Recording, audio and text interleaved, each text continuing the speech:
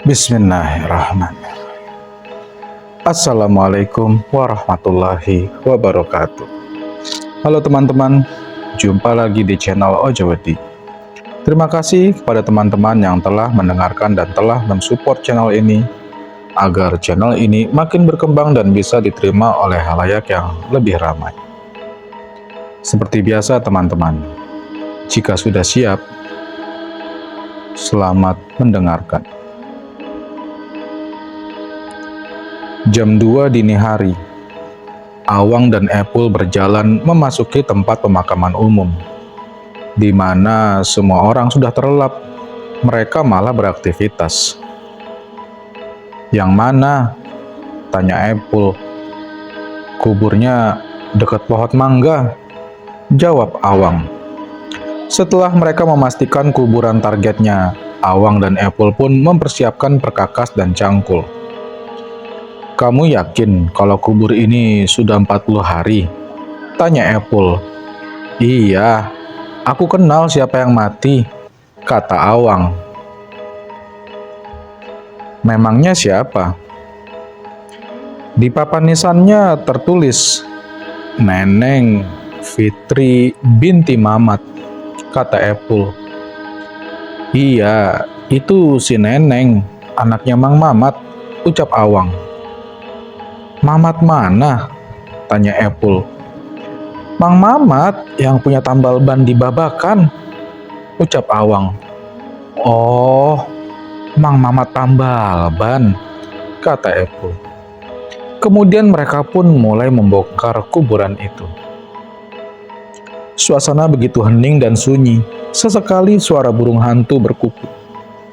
Ketika Epul berhenti sejenak untuk mengelap keringat, Epul melihat sosok kuntilanak yang mengamati mereka dari kejauhan. "Wang, Wang," kata Epul panik. "Apa?" tanya Awang. "Tuh, lihat di dekat pohon kersen. Ada setan," tunjuk Epul. Awang pun melihat ke arah pohon kersen dan dia pun terkejut. Namun, Awang sudah membulatkan tekadnya dan tidak akan mundur. "Sudah, biarkan saja. Teruskan menggali. Dia tidak akan mengganggu," kata Awang menenangkan Epul. "Kamu yakin kuntilanak itu tidak akan kemari?" kata Epul yang masih waspada. Awang pun kembali meyakinkan Epul. "Udah, terus fokus mencangkul. Setan cuma akan mengganggu orang yang beriman saja. Sedangkan apa yang kita lakukan ini adalah perbuatan sekutu setan yang tak punya iman," ucap Awang. Setelah dirasa cukup dalam, cangkul Awang mulai mengenai papan kayu. "Jackpot," ucap Awang. Mereka pun membuka papan kayu.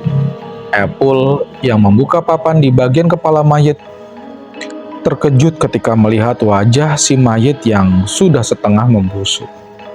"Wah!" teriak Epul. "Cepat, lepas semua tali pocongnya," kata Awang. Setelah mendapat apa yang mereka inginkan, mereka pun hendak pergi. "Wang, ini makamnya nggak dibenerin lagi?" tanya Epul. "Biarlah, sebentar lagi subuh. Takut ada orang," kata Awang. Keduanya pun meninggalkan makam yang masih terbuka. Awang dan Epul pun melewati jalan yang masih ada kuntilanak berdiri di sana. "Wang, setannya masih di sana," kata Epul memegangi baju Awang. "Ya, memang di situ tempatnya kali. Udah cuekin aja," kata Awang. "Lewat belakang aja yuk," kata Epul. "Lama kali kalau muter ke sana," kata Awang. "Udah nyok ah, gua takut banget sama yang begituan," kata Epul. Mereka pun akhirnya memutuskan untuk berputar arah. Setelah hampir keluar pemakaman, kuntilanak yang tadi terbang di atas kepala Awang dan Epul sambil melengking. "Ya, Wang, Jangan-jangan kuntilanak yang tadi malah nyegat kita di depan lagi, kata Epul. Kagak, itu setan mau pulang tahu. Kan bentar lagi subuh. Yuk ah, kita juga cabut. Takut ntar ada orang, ucap Awang. Setelah itu Awang dan Epul keluar dari pemakaman dan mereka pun menuju rumah si Awang. Nah, gue mau tidur. Ini tali pocong mau gue bawa dulu ke Ki Bejo sebelum bisa kita pakai. Lo juga pulang dan tidur. Sore ntar kita ke Pasir Gauk nemuin Ki Bejo, ucap Awang. Ketika hari menjelang siang, orang-orang ramai berkumpul di pemakaman. Epul yang melintas di sana iseng-iseng ikut nimbrung dan pura-pura tidak tahu. Ada apa, Mang? Tanya Epul pura-pura bego. Ada yang nyuri mayat. Makamnya anak Mang Mamat Tambal Ban. Ada yang bongkar dan mayatnya dicuri, kata Mang Barna. Nani? Ucap Epul. Bukan si Nani, tapi Neneng, kata Mang Barna. Iya, apa mayatnya ada yang nyuri? Kata Epul kaget. Jelas saja si Epul kaget, karena Epul dan Awang hanya mengambil tali pocongnya saja. Lantas, siapa yang membawa mayat Neneng? Kalau ada orang yang membawa mayat Neneng, bisa jadi aksi Awang dan Epul ketahuan orang lain. Atau mungkinkah mayat Neneng bangkit kembali dan meminta tali pocongnya dikembalikan? Begitulah isi kepala si Epul yang dibikin galau akan situasi saat itu. Sementara itu, Awang sedang menatap tali pocong yang dia dapat. Tiba-tiba, pintu rumahnya digedor dan Awang pun buru-buru mengamankan benda tersebut. Ketika Awang sedang asik mengamati tali pocong barunya, tiba-tiba pintu rumah si Awang digedor oleh seseorang. Buru-buru Awang mengamankan tali pocong tersebut dan pergi membukakan pintu. Elo Pul, kirain siapa, bikin kaget aja, kata Awang. Waduh, gawat Wang, gawat, kata Epul. Gawat kenapa sih? Tanya Awang. Epul pun menjelaskan tentang hilangnya mayat Neneng yang telah mereka curi tali pocongnya. Ya baguslah Pul, kalau mayat itu hilang, berarti tidak ada yang tahu kalau kita ngambil tali pocongnya, ucap Awang. Tapi bagaimana kalau orang itu melihat juga aksi kita saat membongkar kuburan? Kata Epul gelisah. Tenang aja, mereka tidak akan mengusik kita. Sesama aliran hitam harus nafsi-nafsi masing-masing, jawab Awang. Nafsi-nafsi gimana sih maksud lo? Terus aku juga berpikir, gimana kalau mayat itu tidak ada yang nyuri, melainkan, kata Epul tidak menjelaskan ucapannya. Melainkan apa? Apa kamu mau bilang kalau mayat itu bangkit dan bergentayangan menjadi setan? Kata Awang. Epul pun menganggukkan kepala. Bodoh kamu. Mana ada, kata Awang. Lah, itu kuntilanak yang nangkring semalam apa? Debat Epul. Udah deh, pokoknya kamu tenang aja. Jangan mikir yang macem-macem. Ntar sore kita ke rumah Ki Bejo. Sekarang kamu balik ya, aku mau tidur, kata Awang. Di sore hari Awang dan Epul pun mendatangi rumah Ki Bejo, dukun sakti yang paling hebat dari Pasir Gaok. Ki, ini kami membawakan tali pocongnya Ki, kata Awang. Baik, sebentar. Biar saya encan tali pocong ini dengan mantra tingkat tinggi, ucap Ki Bejo. Silahkan Ki, kata Awang. Mau diapain? Diencot, bisik Ipul. Diencan. Aduh. Intinya begini nih, dijampe-jampein. Udah, diem tuh. Si Aki mau baca mantra tingkat tinggi. Jangan diganggu-ganggu, nanti gagal, kata Awang. Ki Bejo pun mulai merapal mantra dahsyatnya pada dua tali pocong itu. Cang ciling cing cang cut peso asehen cit pais gurame mak cau bulukan nyet. Bibir Ki Bejo komat kamit sambil merapal mantra tingkat tinggi. Kemudian tali pocong itu pun melayang ke atas dan kemudian jatuh kembali. Nah, sekarang kalian bisa menggunakan tali pocong ini. Jimat ini dipercaya dapat membuat pemiliknya memiliki kemampuan untuk melompat jauh atau membuat korban kejahatan tertidur lelap. Tali pocong banyak digunakan di kalangan penjahat untuk menghindar dari serangan senjata tajam dan lain-lain, atau digunakan untuk menghipnotis korban-korbannya. Tali pocong juga dipercaya dapat digunakan untuk ritual pesugihan atau pelet. Silakan, kalian pergunakanlah tali pocong ini dengan bijak. Maksudnya dengan sekarep kalian, kata Ki Bejo. Merasa senang dengan kerja keras mereka, Awang nampaknya tidak sabar untuk segera menggunakan tali pocong tersebut. Lihat tuh Pul, ini yang dinamakan usaha tak pernah bohong, kata Awang. Memangnya kamu mau mempergunakan benda itu untuk apa? Tanya Epul. Gimana sih lo Pul? Ya buat nyuri kek, ngebegal kek, ngehipnotis kek, ngerampok kek. Masa gak kepikiran di otak lo? Bentak Awang.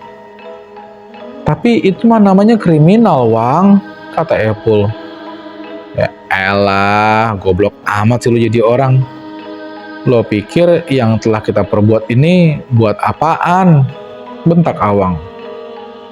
Awang pun meremas kerah baju Epul.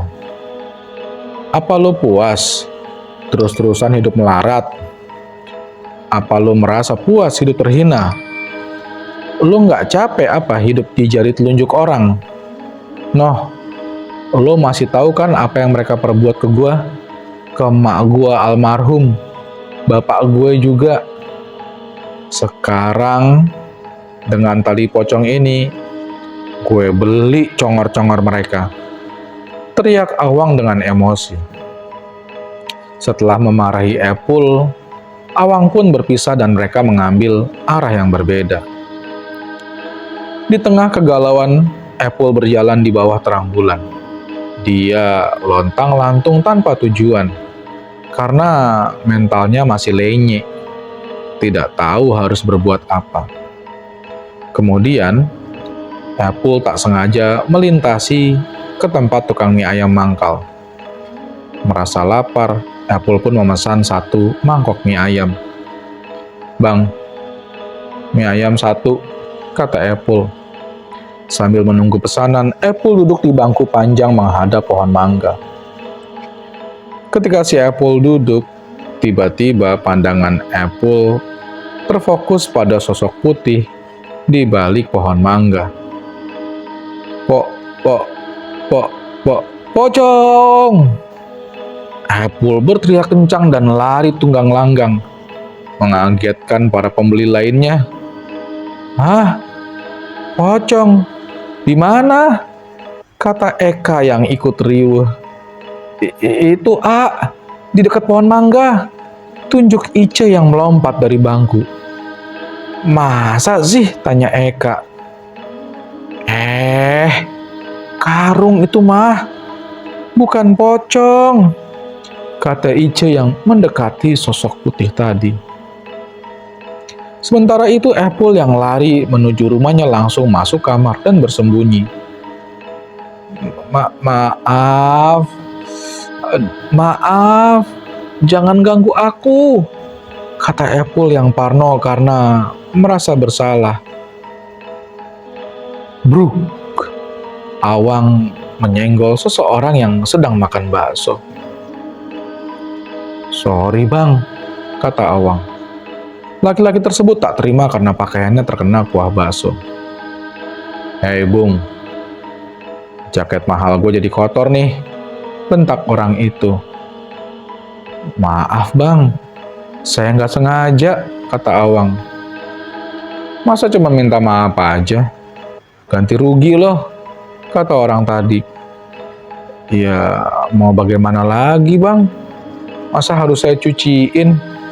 Jawab Awang ketus. Merasa tidak dihargai, orang itu berdiri dari bangku dan beberapa laki-laki lain juga ikut mendekat. Lo nggak tahu ya siapa gua? Kata laki-laki yang marah. Awang pun menggelengkan kepalanya. Kasih tahu John, kata laki-laki tersebut. Salah seorang dari mereka pun menyaut. Yang sedang kamu ajak bicara itu Kang Marmot.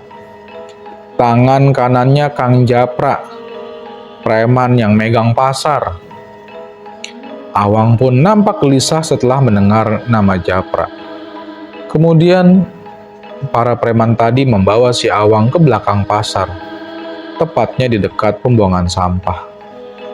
Awang pun dihajar oleh para preman tadi, sampai mereka lelah memukuli si Awang.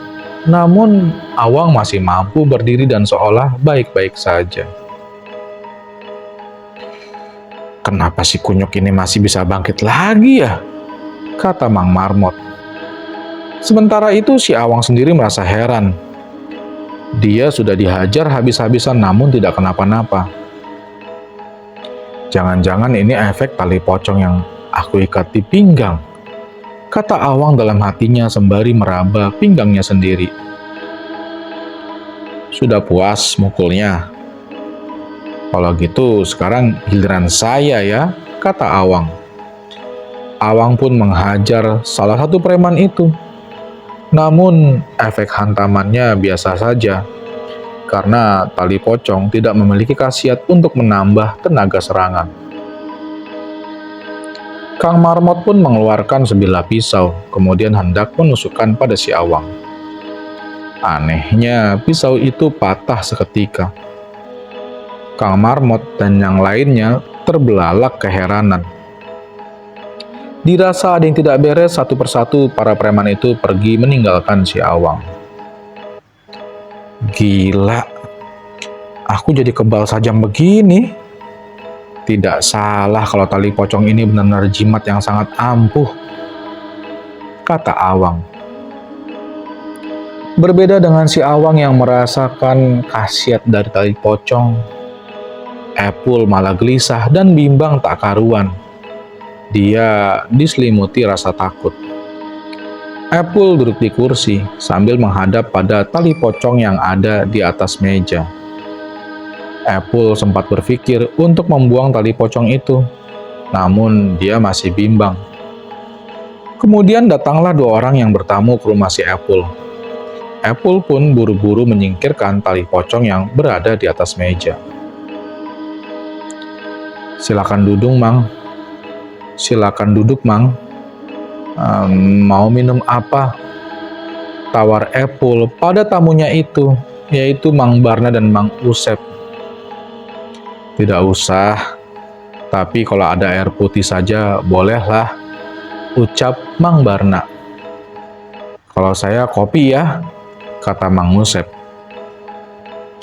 Kedatangan Mang Barna dan Mang Usep tak lepas dari fenomena pencurian makam yang menghebohkan kampung Babakan tempo lalu. Makanya kedua orang itu mendatangi tiap rumah untuk mensosialisasikan kegiatan ronda. Di saat yang bersamaan, Kemet, tetangga si Epul, sedang berjalan melipir lewat rumah Epul sambil membenarkan celana levisnya yang longgar. Duh, perut gua mulai krempeng gara-gara kelamaan nganggur. nggak kebeli makan makanan yang bergizi, celana gue jadi longgar, kata Kemet. Kemudian, Kemet tak sengaja melihat seutas tali yang nyantol di jendela kamar rumah Apple. Nah, kebetulan nih ada tali. Tali kasur kali ya? Minta ucap Kemet. Tali yang dimaksud adalah tali pocong yang Apple pindahkan dari atas meja. Karena panik, Apple tidak sempat mengamankan benda tersebut. Hingga kini tali pocong itu berpindah kepada si Kemet. Setelah itu Mang Barna dan Mang Usep pun pamit dan hendak menginfokan ke rumah-rumah warga yang lain. Dari sana Apple kembali mencari tali pocongnya. Dan si Apple pun bingung. Tali pocongnya hilang entah kemana. Waduh, kok bisa hilang sih? Gumam Apple. Sambil berbaring, Apple mengingat di mana dia letakkan tali pocong itu. Hingga saat Apple berbalik ke arah jendela, si Apple melihat sesuatu. Itu pocong setengah badan yang mengintip Apple dari balik jendela. Apple pun panik dan melompat dari ranjang, kemudian berlari ke kamar emaknya. Sore-sore waktu setempat, Kemet sering mejeng nongkrong di dekat jembatan penghubung desa. Di seberangnya ada lapangan bola di mana masyarakat dari kedua desa sering jalan-jalan sore di lapangan tersebut. Kemet sering nongkrong di sana untuk sekedar cuci mata. Banyak anak-anak gadis dari dua desa maupun komplek perumahan lalu lalang di jalanan itu. Apalagi si Kemet itu naksir salah satu perempuan yang ada di sana. Namun Kemet sadar akan kondisinya saat ini, sehingga dia hanya mengagumi wanita itu dari jauh saja. Tanpa disadari, tali pocong yang mengikati pinggangnya akan membuat hidup si Kemet berubah. Tunggu, apa aku nggak salah lihat ya? Perasaan si Sumi tadi melambai kepada aku, gumam Kemet. Sumi, perempuan yang ditaksir Kemet, mendadak nyebrang dan menghampirinya. Itu Sumi kok jalannya kemari ya? Tanya Kemet. Si Kemet pun gugup. Bagaimana tidak? Bidadari pujaannya datang menghampirinya. Selama ini Kemet dan Sumi belum pernah ngobrol. Dan Kemet hanya memperhatikan si Sumi dari jauh saja. Akang, digupain malah diem aja si Akang sombong, ucap Sumi. Saya? Maaf, saya tidak tahu. Ada apa ya teh? Kata Kemet menjawab dengan gugup. Hehehe, Akang ini jawabnya lucu sampai gemetaran begitu. Tenang aja atuh Akang, saya mah cuma mau kenalan. Nama Akang siapa? Tanya Sumi. Saya Kemet, jawab Kemet. Oh, nama Akang teh Kemet. Kenalkan, saya teh Sumi, kata Sumi. Iya, saya sudah tahu.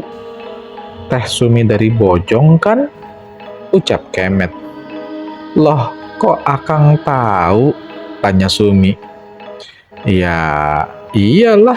Siapa yang tidak tahu kembang desanya Bojong? Jawab Kemet. Ih, si Akang bisa saja, kata Sumi. Kemet pun menghabiskan sorenya bersama Sumi, ngobrol dan saling kenal. Si Kemet masih tidak percaya kalau hari itu dia bisa ngobrol panjang lebar dengan pujaan hatinya. Duh, ngimpi apa semalam sampai hari ini aku bisa ngobrol sama si Sumi. Walah, rasanya pengen nyeduh air laut pakai marimas, kata Kemet. Sementara itu di tempat lain, Apple yang panik merasa diteror oleh setan mendatangi rumahnya si Awang. Di rumah Awang, Epul kaget melihat motor 150 cc terparkir di halaman rumah si Awang. Buset, motor siapa itu? Kalau nggak salah si Awang pengen sekali sama ini motor, kata Epul. Epul pun nyelonong masuk ke rumah Awang. Epul tambah kaget saat si Awang sedang menghitung gepokan duit pecahan 100.000. Di atas mejanya juga terdapat perhiasan emas. Epul dengan cepat meraup uang yang ada di atas meja. Duit semua ini? Apa ini emas asli juga? Tanya Epul terheran-heran. Memangnya kenapa? Apa hartamu lebih banyak dari punyaku sekarang? Kata Awang. Dari mana kamu mendapatkan semua ini? Padahal minggu kemarin kamu masih miskin, sama seperti saya, kata Epul. Awang pun kaget, dia langsung menaruh duitnya. Kamu itu goblok apa gimana sih? Memangnya selama ini itu jimat tali pocong nggak kamu gunakan? Kata Awang aneh. Si Epul baru nyadar kalau tali pocong itu ternyata bisa membawa kekayaan. Itu Wang, tali pocong gua hilang, kata Epul. Awang yang kaget sontak melompat dari kursinya. Lah, kok bisa hilang? Wah, pok-pok sih lo jadi orang. Goblok, dongo, dodol, bebel, kata Awang kesel. Bukan hanya itu, gua juga diteror sama pocong, kata Epul. Hah? Pocong? Pocong bagaimana? Tanya Awang. Aku yakin itu pocong yang punya tali kafan atau tali pocong. Dia ingin talinya dibalikin, kata Epul. Ah, masa sih? Kok gue gak pernah datengin? Lo kali terlalu parno. Lagian mana ada pocong yang minta tali pocongnya dibalikin. Yang pernah gue dengar tuh pocong yang minta tali pocongnya dilepas, bukan dipasangin lagi, kata Awang. Terlepas dari semua itu, Awang ingin Epul mencari dan mendapatkan kembali tali pocongnya. Awang takut kalau tali pocong itu jatuh ke tangan orang yang benar. Meski si Awang bilang begitu, nyatanya siapapun yang memiliki tali pocong Epul dan menggunakannya untuk kepentingan sendiri, jelas itu orang yang salah juga. Sementara itu, warga Babakan yang mulai meronda mulai merasakan kehadiran sesuatu. Lo nyium bau bangke nggak? Kata Mang Barna. Hus, jangan ngomong kayak gitu, jawab Mang Usep.